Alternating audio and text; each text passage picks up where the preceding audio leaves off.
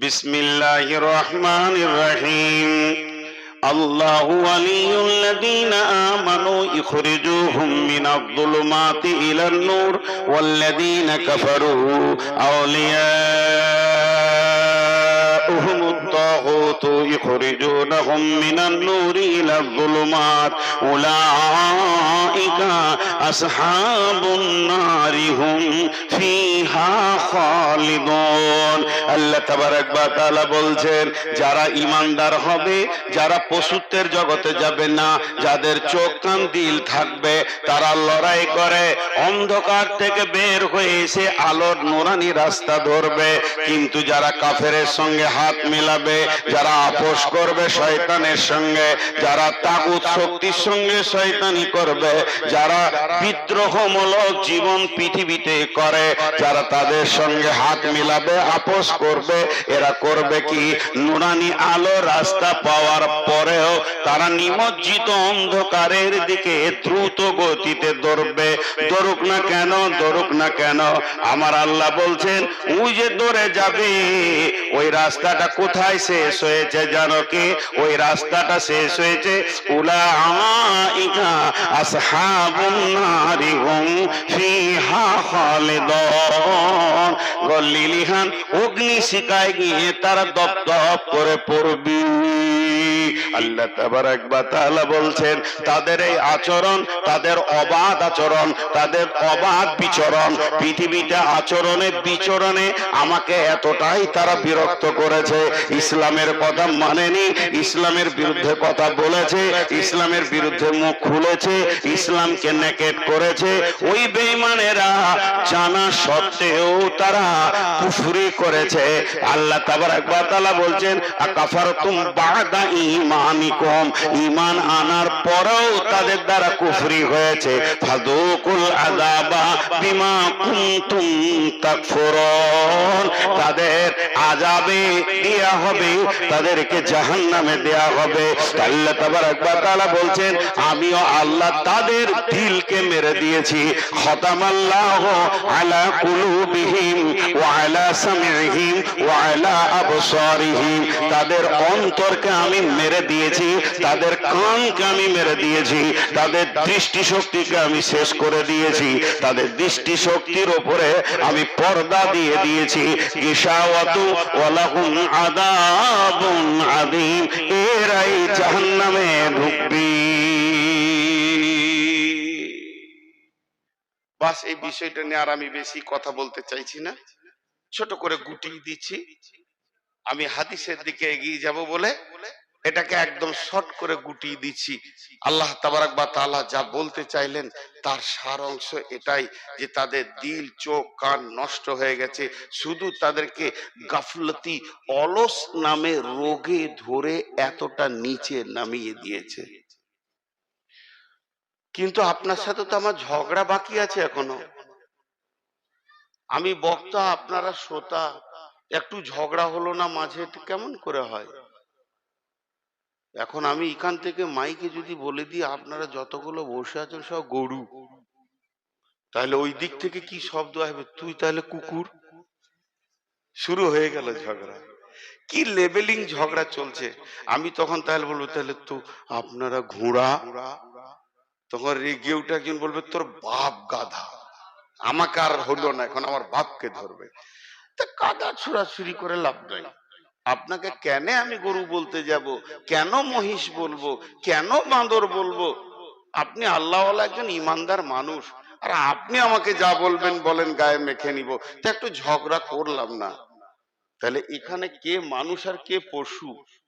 এখানে যতগুলো চেয়ারে আছে, আমি এখানে চেয়ারে বসে আছি, আপনারা যতগুলো নিচে আছেন, পর্দার ভিতরে যতগুলো মেয়ে আছে, এর ভিতরে মানুষকে আর পশুকে কে বলবে? আল্লাহ বলবে, ফায়সালা তিনি দেবেন, আমাদের মুখ বন্ধ হয়ে যাবে। ফায়সালাটা তার কাছ থেকে নিব। সবাই মনে মনে ভাবছে, নূর মোহাম্মদের দাম কত রে? মঞ্চে আছে, তার উপর আবার চেয়ারে, এই মনে হয় সব থেকে দামি, আর আমরা নিচে তিরপলে আছি। মাথা খারাপ। দাম আপনাদের বেশি। যে দাঁড়িতে মাল থাকে ওই দাঁড়ির পাল্লা তো নামাতে থাকে, যেটা মাল নাই সেটা তো উপর দিকেই থাকবে। ওপরে বসার নাম যদি সব থেকে দামি হতো তো হাই স্কুলের হেডমাস্টার বাঁদরকে বানানো হতো, ও তো ডালেই থাকে। এটা কোনো বিষয় নেই। এবার আয়াতটা আপনাদের সামনে দিব। এটা একটা কোষ্টি পাথর, কোষ্টি পাথর স্বর্ণকারের কাছে থাকে, এমনি এমনি করে মারবে, এমনি করে ঘষবে, ঘষে বলবে হে ভাই আপনি যেটা রাস্তায় পড়ে পেয়েছেন এটা পিতল, সোনা লয়, আপনার ধারণাটা ভুল। তেমনি এখানে কে মানুষ আর কে পশু আমি বলবো না, আপনাদের হাতে একটা করে কোষ্টি পাথর দিচ্ছি, ওই পাথরটা নিয়ে নিজের নিজের গায়ের চামড়া তেমনি করে ঘষবেন। ঘষলি আপনার বিবেকের চেতনার ঘরে একজন বলবে তুই মানুষ, আর একজন বলবে তুই পাক্কা শুকর, গরুর থেকেও খারাপ, শুয়োরের থেকেও খারাপ। বলবে একজন, দেখেন এক্ষুনি বলবে, 1 মিনিট লাগবে না। আর এই আয়াতটা বলি, আমি হাদিসের দিকে চলে যাব। বিসমিল্লাহির রহমানির রহিম। মাসালুল লাযীনা কাফারু কামাসালিল লাযীনা ইয়ানিকু বিমা লা ইয়াসমাউ ইল্লা দুআ ওয়া নিদাআ ইল্লা দুআ ওয়া নিদাআ সুম্মুন বুকমুন উমিয়ুন ফাহুম লা ইয়াকিলুন। গুরুত্ব দেওয়ার জন্য আয়াতটা আর একবার বলছি, হৃদয় গম করেলেন, দিলের মধ্যে ভরেলেন। যারা আমার ছোট ভাইয়ের মতো আলেম সমাজ রয়েছেন, এই আয়াতটা ভালো করে মুখস্থ করে সমাজকে বারবার শোনাতে থাকেন। আল্লাহ সূরা বাকারার শেষের দিকে বলছেন মাসালুল লাযীনা কাফারু কামাসালিল লাযীনা ইয়ানিকু বিমা লা ইয়াসমাউ ইল্লা দুআ ওয়া নিদাআ সুম্মুন বুকমুন উমিয়ুন ফাহুম লা ইয়াকিলুন। আল্লাহ বলছে ওই লোকেদের মিসাল ওই বেঈমান কাফেরদের মতো, ওই লোকেদের মিসাল ওই বেঈমান কাফেরের মতো। তাদেরকে তাদের মালিক দূরে কাছে ডাকলো, তারা শুনেও শুনলো না, বুঝেও বুঝলো না, তারা দেখেও দেখলো না, তাদের সমস্ত কিছু নষ্ট হয়ে গেছে পার্টস গুলো। প্রকৃতপক্ষে তাদের মধ্যে ধাবন ক্ষমতা নাই, বোধগম্য ক্ষমতাটা নাই। এরাই হলো সমাজে জঘন্যতম পশু। আয়াত বললাম, তর্জমা করলাম, আমি বুঝতে পারছি আপনাদের ভিতরে ক্লিয়ার হয়নি। একটা উদাহরণ দিলেই ক্লিয়ার হয়ে যাবে। উদাহরণটা আল্লাহ দিয়েছেন, আমি দিচ্ছি। উদাহরণ তো এটাও আল্লাহ দিয়েছেন আয়াতটা। সেটা কি? এই যে আপনাদের খোলা মাঠ রয়েছে, বিরাট মাঠ, পলসুন্ডার মাঠ, আপনার টোল ট্যাক্সের মাঠ। এই মাঠে গরু চড়ছে, গরু গরু 20-25টা গরু চড়ছে, আর রাখাল গরু চড়াচ্ছে। রাখাল কিন্তু গাছের ছায়াতে বসে আছে, প্রখর রোদ চলছে, আর রাখাল বাস আরামসে ছায়াতে বসে আছে। রাখালের একটা গরু মাস্টার সাহেবের টমেটোরের ভুঁইয়ে ঢুকছে, সিঙে করেও বেড়া ভাঙছে, ঢুকবে, লাল লাল টমেটোর ঝুলছে, ওকে লোভ লেগেছে, ও খাবে। রাখাল যাচ্ছে না গ্রীষ্মে, দূরে থেকে বলছে ওই ঘোর। গরু ঘুরবে, গরু ঘুরবে, সোজা বেড়া ভেঙে ঢুকে গেল। কিন্তু বছর 6-7-এর একটা ছেলে, রাখালেরই বেটা, ঘুরছিল, ঘুরতে ঘুরতে টমেটোর দেখে নিয়েছে, ওরও দিলে লোভ এসছে, পেছন থেকে ওর বাপ ডাক দিয়েছে ওই। ঘুরবে কি ঘুরবে না? আল্লাহ বলতে চাইছেন এই আয়াতে, গরুটার কান আছে, ছেলেটার কান আছে, গরুটার পা আছে, ছেলেটার পা আছে, গরুটার চোখ আছে, ছেলেটারও চোখ আছে, গরুটার মাথা আছে, ছেলেটার মাথা আছে। যে সাউন্ডটা এখান থেকে ওখানে পৌঁছালো, ছেলেটা যত পরিমাণে শুনেছে অতটা পরিমাণেও গরুটা শুনেছে। কিন্তু ছেলেটা আর টমেটোর নিল না, আর বেড়া ভাঙলো না, ওখান থেকে ঘুরে চলে এলো আব্বার কাছে, আর নিজেকে অপরাধীর ভঙ্গিতে মাথাটা নামো করে আছে। আমি এখন অন্যায় করতে চলেছিলাম বা অন্যায়ের জগতে আমি ছিলাম, কিন্তু গরুটা বেড়া ভেঙে চলে গেল। সেও শুনলো, সেও দেখলো, সেও তার কাছে শব্দ পৌঁছালো। তাহলে ছেলেটার সঙ্গে গরুটার কোন জায়গায় পার্থক্য রয়েছে? একটা জায়গায় পার্থক্য রয়েছে, ছেলেটার মধ্যে বোধ ক্ষমতা আছে, তার মধ্যে বিবেচনা আছে, উদ্দীপনা আছে, চেতনা আছে। সে জানছে এটা আমার মালিকের ডাক, আব্বার ডাক, আমার আর পাপ করা যাবে না, আর আমি গুনাহ করতে পারবো না। আর গরুর ভিতরে চেতনাটা নাই, বোধ ক্ষমতাটা নাই, এটা তার অভাবের কারণে 0% তার কিছুই নাই। এর জন্য সে টমেটোরের ভুঁয়ে ঢুকে গেল। রঘুপুরে মসজিদে আজান, পলসন্ডা মসজিদে আজান, বিলবাড়ি মসজিদে আজান, অত্র এলাকায় যত মসজিদ আছে সব মসজিদ আজান তোলপাড় করছে। হাইয়া আলাস সালাহ,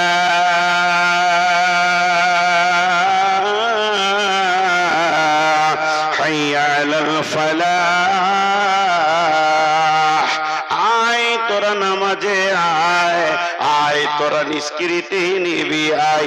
এটা কার ডাক? এটা মালিকের ডাক। এটা কার ডাক? আমাদের রবের ডাক। এটা কার ডাক? আমাদের মাবুদের ডাক। এটা কার ডাক? আমাদের মুনিবের ডাক। এই ডাকটা কার? না স্বয়ং আল্লাহর ডাক। এই ডাক শুনে যতজন মসজিদে এসে হাজির দিল, যতগুলো মহিলা মুসল্লাতে হাজির দিল, এরা হলো আল্লাহর কাছে সমাজে মানুষ। আর এই তোলপাড় ডাক শোনার পরেও যে লোকটা মসজিদে ঢুকতে পারলো না, মসজিদের দরজা খুঁজে পেল না, রবের ডাকে হাজিরি দিতে পারলো না, ওটাই হচ্ছে সমাজে জঘন্যতম পশু।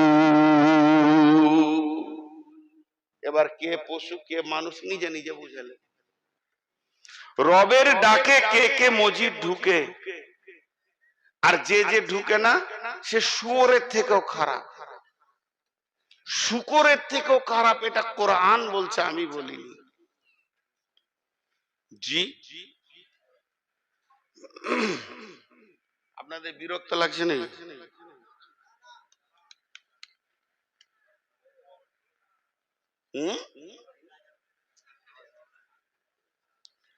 অনেক বক্তা আছে, আমি আবার কিছু জিনিসে উল্টা। এই যে দাঁড়িয়ে থাকা লোক দেখতে পারি না, এটা আমার মানে মানসিকতা। ধরেলেন আমি খারাপ, ওই যে ওখানে দাঁড়িয়ে আছে, আমার মাথা এখন কটকট করে কাটছে যে ওরা ওই মানুষ না ওরা ওই পশু। এতগুলো লোক বসে আছে, ওদেরকে আবার আলাদা করে বসাতে হবে, এই জিনিসটা আমি সহ্য করতে পারি না। তারপরে কিছু বক্তা আছে দেখবেন উঠেই বলবে মেয়েদের ব্যাপারে। আজকেও আস্তে আস্তে শুনছিলাম কে বলছিল যে মহিলারা হচ্ছে অবলা, সরলা, কমলা, মা বোনেরা। ঠিক বলে? অবলা, কথা বলার মেশিন।